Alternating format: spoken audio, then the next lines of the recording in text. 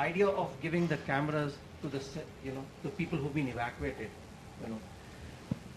what they are also doing. I mean, it is, of course, it is surveillance, but it is surveillance of a different kind. It is what I felt was it was as if they were looking at their own selves by looking through the camera, but pointing the camera at the other side. I mean, what kind of things did you have in mind when you gave them? Did you give them this idea of okay, here is a camera, now you shoot? What was there in your mind? Why did you give them this kind of an equipment to shoot? The idea, like I said, was to make a film and to make it after researching with 8 families, which you found and met with a certain kind of serendipity. There was a very organic process how we met these 8 families. But after that, one wanted them to speak about their neighborhood and their life. So there was actually, and it was all happening in Arabic. So even though I was sitting there at points or jumping up on the roof because the wind cut the wire or things like that, there was, if there is intervention, you hear our voice, or we do ask a few questions here and there.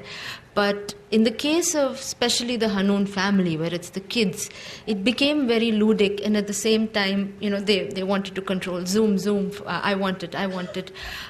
They were viewing their own house. And she mentions, Sharihan, that there's a 150-meter restraining order. So they are 150 meters away, where they squat, they sit on chairs, and that's their sit-in. From morning to night, they have their sort of solidarity place.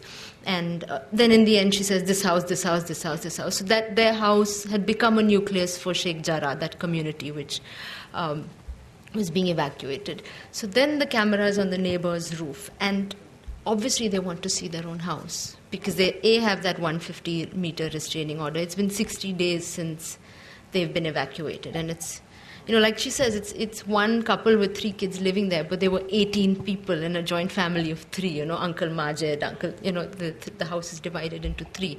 So it was, they wanted to look in.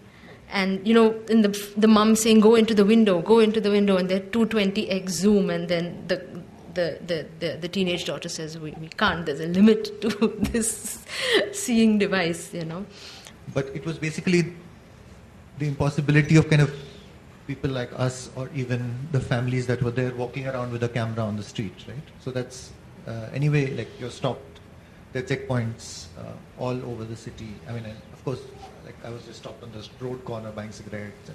So, it's not a situation where you can film anything with any duration in terms of street views or anything. So just at the practical level, this was a way in which you could film for a day, for example, because your house was the kind of the tripod, or if you like, and it was on your private property, and you could get away with it. Although in case of Haifa, for example, the first shot and also the roof where the camera was installed, if you turn around, there were 10 other cameras looking at you, right? So it wasn't. We were probably visible in some way, also while installing it and so on. But still, it was a way in which nobody could quickly disturb you or disturb the process. And then there could be a longer conversation without people being nervous. I mean, it's a very nervous place to be in on the street. So it was just, at one level, it was quite a practical solution we had thought of after the first visit. Yeah, and I guess this tool in their hands changes their narration. There's an authority, there's a command, there's a desire to narrate, there's a desire to claim history. Sometimes it's factually off, but it's my narration. And this is a complete flip from if you worked with the same families in the same documentary research process of finding them, and then you turned the camera on and made the family sit for a family portrait and chatted. Even if, say, you just let the camera roll, saying, tell me about your lives, I'm not doing an interview.